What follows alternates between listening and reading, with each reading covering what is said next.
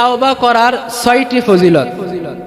যে ব্যক্তি তাওবা করবে আল্লাহ তাআলা তার জীবনের গুনাহগুলো মাফ করে ক্ষমা করে আল্লাহ তাআলা নেক দ্বারা পরিবর্তন করে ওই বান্দাকে জান্নাত দিবেন। সূরা তাহরিম আয়াত নাম্বার 8। এই তাওবা করা 2 নাম্বার ফজিলত। যে ব্যক্তি তাওবা করবে আল্লাহ তাআলা ওই বান্দাকে ভালোবাসেন, ওই বান্দাকে মহব্বত করেন। কোরআনুল কারীমের 2 নাম্বার সূরা সূরাতুল বাকারার 222 নাম্বার আয়াত। এই তাওবা করা 3 নাম্বার ফজিলত। যে ব্যক্তি তাওবা করবে আল্লাহ তাআলা তার জীবনের গুনাহগুলো মাফ করে দিবেন, জীবনের গুনাহগুলো ক্ষমা করে দিবেন, পবিত্র বানায়া দেন। ইবনে মাজাহ 4250 নাম্বার হাদিস। এই তাওবা করা 4 নাম্বার ফজিলত।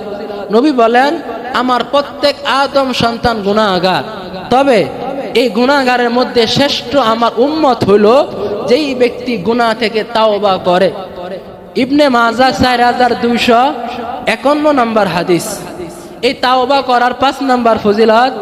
নবী করিম সাল্লাল্লাহু আলাইহি সাল্লাম বলেন, নবী করিম সাল্লাল্লাহু আলাইহি সাল্লাম বলেন, মহস্য আসার আগ পর্যন্ত, মৃত্যুর আসার আগ পর্যন্ত আমার কোন উম্মত যদি তাওবা করে আল্লাহ তাআলা তার তাওবা কবুল করেন। ইবনে মাজাহ 4252 নাম্বার হাদিস। এই তাওবা করা 6 নাম্বার ফজিলত। নবী বলেন, যে ব্যক্তি তাওবা করবে ওই ব্যক্তি হারানো ঘোড়া পাওয়ার পর আল্লাহকে বলছে, আল্লাহ তুমি আমার রব। তাওবা করার 6টা ফজিলত। তাওবা করার 1 নাম্বার ফজিলত। যে ব্যক্তি তাওবা করবে আল্লাহ তাআলা তার জীবনের গুনাহগুলো মাফ করে ক্ষমা করে আল্লাহ তাআলা ওই বান্দাকে জান্নাত দিবেন। কোরআনুল কারীমের সূরা তাহরিম আয়াত নাম্বার 8।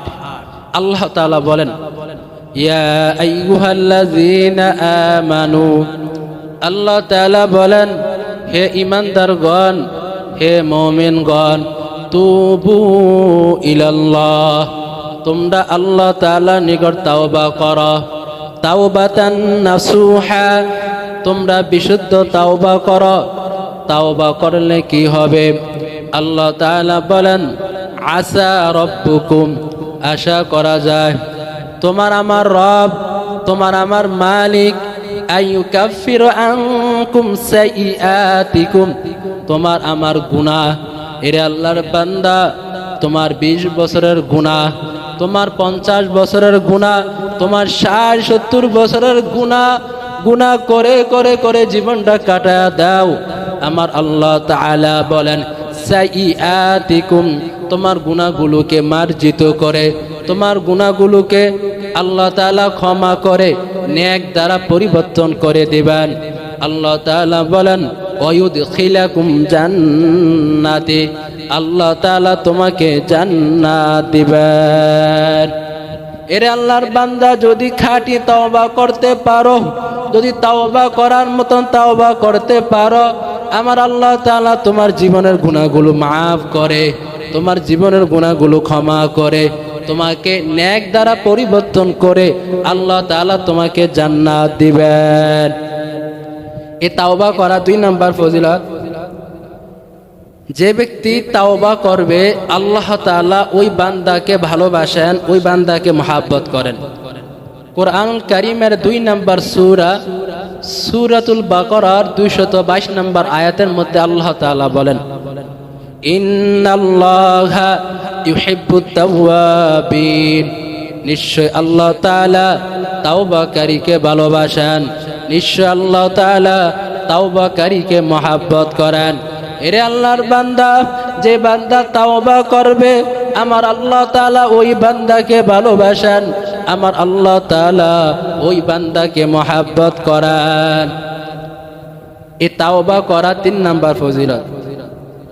যে ব্যক্তি তাওবা করবে, নবী করিম সাল্লাল্লাহু আলাইহি সাল্লাম বলেন, তার জীবনের সকল গুনাহগুলো আল্লাহ তাআলা মাফ করে দেয়, ক্ষমা করে দেয়, তাকে আল্লাহ তাআলা পবিত্র বানায়া দেয়। ইবনে মাজাহ 4250 নাম্বার হাদিসের মধ্যে আল্লাহ নবী বলেন, ক্বালান নবী সাল্লাল্লাহু আলাইহি ওয়া আলিহি ওয়াসাল্লাম, আল্লাহ নবী বলেন, আত-তাইবু মিনাজ যানবি, আল্লাহ নবী বলেন আমার কোন উম্মত গুনাহ থেকে তাওবা করে, কামাল্লাহ জানবা লাহু, আমার আল্লাহ তাআলা তার জীবনের গুনাহগুলো মাফ করে দিবেন, তার জীবনের গুনাহগুলো ক্ষমা করে দিবেন। এরে আল্লাহর বান্দা, তুমি গুনাহ করে করে করে জীবনটা কাটায়া দাও। আমার মালিকের কাছে যদি তাওবা করতে পারো, আমার আল্লাহর নিকট যদি তাওবা করো, আমার আল্লাহ তাআলা তোমার জীবনের গুনাহগুলো মাফ করে দিবেন। আর যদি একটা সন্তান জন্মগ্রহণ করে, তার কোনো পাপ থাকে না, তার কোনো গুনাহ থাকে না, সেই মার গর্ভ থেকে দুনিয়াতে পাক পবিত্র দুনিয়াতে আসছেন।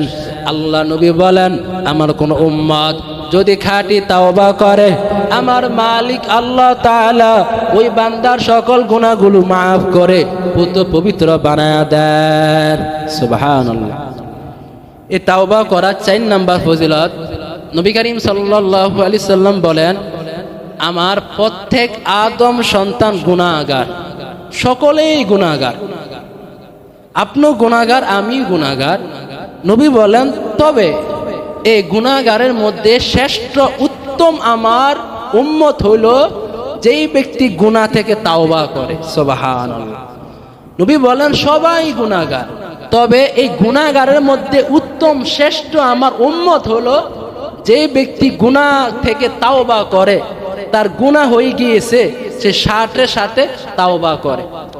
ইবনে মাজাহ 4251 নম্বর হাদিসের মধ্যে আল্লাহ নবী বলেন ক্বালান নবী সাল্লাল্লাহু আলাইহি ওয়া আলিহি ওয়াসাল্লাম, আল্লাহ নবী বলেন কুল্লু বানি আদম খাত্তাউন, আমার প্রত্যেক আদম সন্তান গুনাহগার, আপনিও গুনাহগার, আমিও গুনাহগার।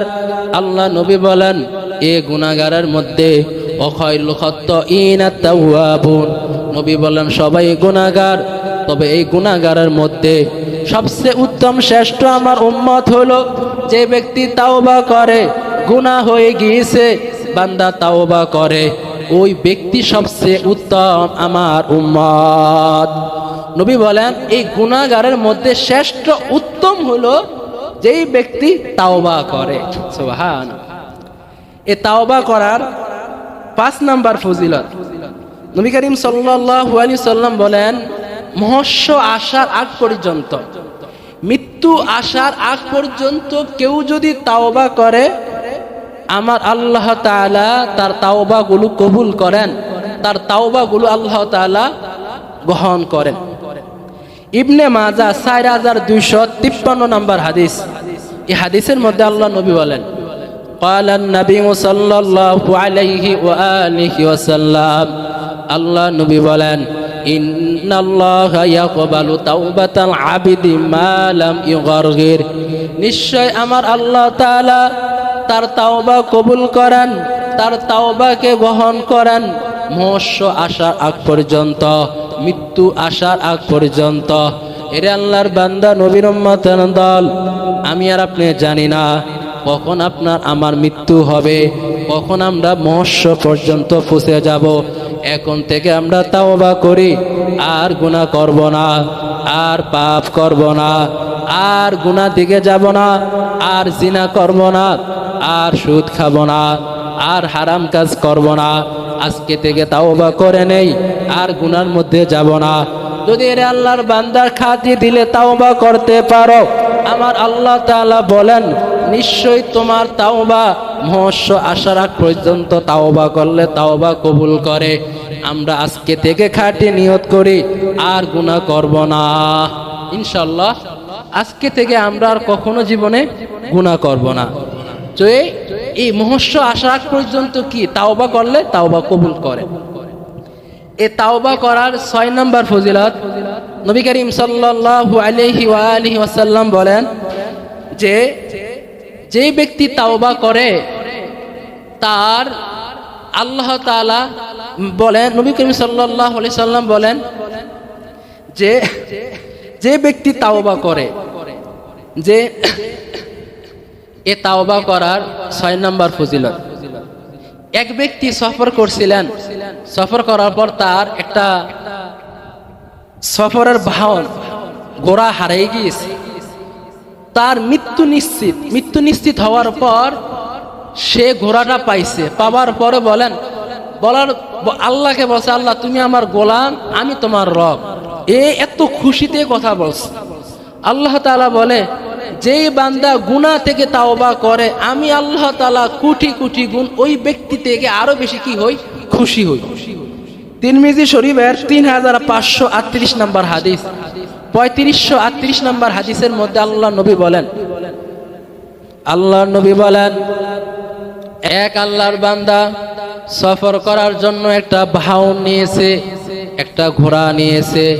আল্লাহর বান্দা এই ঘোড়ার মধ্যে খানা পিনা সব কিছু মাল সামানা ঘোড়ার মধ্যে বহন করেছেন। আল্লাহর বান্দা সফর করতে করতে একবার যে আল্লাহর বান্দা ক্লান্ত আসলেন, আল্লাহর বান্দা ঘোড়া থেকে নামলেন, নামার পর পানি পান করলেন। পানি পান করার পর আল্লাহর বান্দা ঘুমের তন্দ্রা আসলেন, আল্লাহর বান্দা ঘুমাইলেন। কিছুক্ষণ পর ঘুম ভেঙে গেলেন।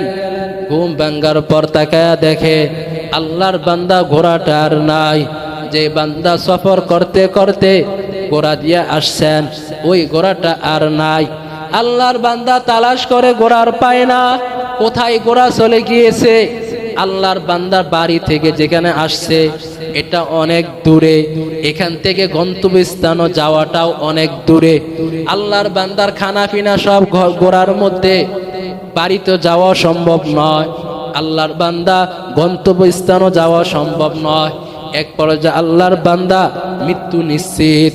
আল্লাহর বান্দা মৃত্যু নিশ্চিতের চিন্তা নিয়া ওই জায়গার মধ্যে আল্লাহর বান্দা ঘুমায়া গেলেন।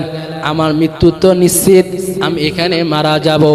আল্লাহর বান্দা যখন ঘুমায়া গেলেন, ঘুম থেকে যখন উঠলেন, তাকায়া দেখে ওই হারানো ঘোড়াটা বান্দা আবার পেয়ে গেলেন। হারানো ঘোড়াটা পাবার পর আল্লাহর বান্দা এতটা আনন্দিত হয়েছেন, এতটা খুশি হয়েছেন। আল্লাহর বান্দা আল্লাহকে বলে ফেলছেন, আল্লাহ আমি তোমার রব, আমি তোমার প্রভু, তুমি আমার গোলাম, তুমি আমার বান্দা। আল্লাহর বান্দা অতি খুশিতে বলে ফেলছেন, অতি আনন্দিত বলে ফেলছেন, তুমি আমার গোলাম, তুমি আমার বান্দা, আমি তোমার রব। বলার প্রয়োজন ছিল, আয় আল্লাহ তুমি আমার রব, তুমি আমার প্রভু, আমি তোমার গোলাম, আমি তোমার বান্দা। আল্লাহর বান্দা আনন্দিত বলে ফেললেন। তিরমিজি শরীফের 3538 নম্বর হাদিসের মধ্যে আল্লাহ নবী বলেন, লাল্লাহু আফরাহু বিতাওবাতি আহাদিকুম মিন আহাদিকুম বিদাল্লাতি ইজা ওয়াজাদাহা। আল্লাহ তাআলা বলেন, ওই বান্দা হারানো ঘোড়ার পাওয়ার পর এতটা আনন্দিত, এতটা খুশির মধ্যে বলে ফেললেন, তুমি আমার গোলাম, আমি তোমার রব। আল্লাহ তাআলা বলে, বান্দা, যে আমার বান্দা গুনাহ থেকে তাওবা করে, যে পাপ থেকে তাওবা করে, গুনাহ থেকে ক্ষমা চায় আমি আল্লাহ তাআলার কাছে, আমি আল্লাহ তাআলা ওই বান্দা থেকে, যে বান্দা হারানো ঘোড়া পাওয়ার পর এতটা আনন্দিত হয়েছেন, এতটা খুশি হয়েছেন, ওই বান্দা থেকে আমি আল্লাহ তাআলা কোটি কোটি গুণ আরো খুশি হই, যে আমার বান্দা গুনাহ থেকে তাওবা করে। সুবহানাল্লাহ। আল্লাহ তাআলা ওই বান্দা হারানো ঘোড়া পাওয়ার পর এতটা আনন্দিত, এতটা খুশি। আল্লাহ তাআলা বলেন, আমার কোন বান্দা যদি গুনাহ থেকে তাওবা করে, ওই ব্যক্তির থেকে আমি আল্লাহ তাআলা কোটি কোটি গুণ আরো বেশি খুশি হই, আনন্দিত হই। সুবহানাল্লাহ। তাওবা করার 6টি ফজিলত। যে ব্যক্তি তাওবা করবে, আল্লাহ তাআলা তার জীবনের গুনাহগুলো মাফ করে, ক্ষমা করে, আল্লাহ তাআলা নেক দ্বারা পরিবর্তন করে ওই বান্দাকে জান্নাত দিবেন। সূরা তাহরিম আয়াত নাম্বার 8। এই তাওবা করা 2 নাম্বার ফজিলত। যে ব্যক্তি তাওবা করবে, আল্লাহ তাআলা ওই বান্দাকে ভালোবাসেন, ওই বান্দাকে মহব্বত করেন। কোরআনুল কারীমের 2 নাম্বার সূরা, সূরাতুল বাকারার 222 নাম্বার আয়াত। এই তাওবা করা 3 নাম্বার ফজিলত। যে ব্যক্তি তাওবা করবে, আল্লাহ তাআলা তার জীবনের গুনাহগুলো মাফ করে দিবেন, জীবনের গুনাহগুলো ক্ষমা করে দিবেন, পবিত্র বানায়া দেন। ইবনে মাজাহ 4250 নাম্বার হাদিস। এই তাওবা করা 4 নাম্বার ফজিলত। নবী বলেন, আমার প্রত্যেক আদম সন্তান গুনাহগার, তবে এই গুনাহগারের মধ্যে শ্রেষ্ঠ আমার উম্মত হলো যেই ব্যক্তি গুনাহ থেকে তাওবা করে। ইবনে মাজাহ 4251 নম্বর হাদিস।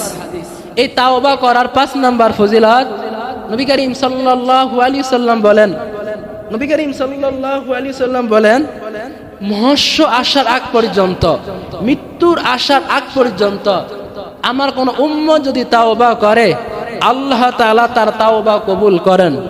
ইবনে মাজাহ 4252 নম্বর হাদিস। এই তাওবা করা 6 নম্বর ফজিলত নবী বলেন, যে ব্যক্তি তাওবা করবে ওই ব্যক্তি হারানো ঘোড়া পাওয়ার পর আল্লাহকে বলছে, আল্লাহ তুমি আমার রব, আল্লাহ তুমি আমার গোলাম, আমি তোমার রব। আল্লাহ বলে ওই বান্দা থেকে আমি আল্লাহ আরো হাজার হাজার কোটি গুণ খুশি হই, আনন্দিত হই যে আমার বান্দা গুনাহ থেকে তাওবা করে। তিরমিজি শরীফের 3538 নম্বর হাদিস। যে কথাগুলো বললাম আল্লাহ তাআলা সবাইকে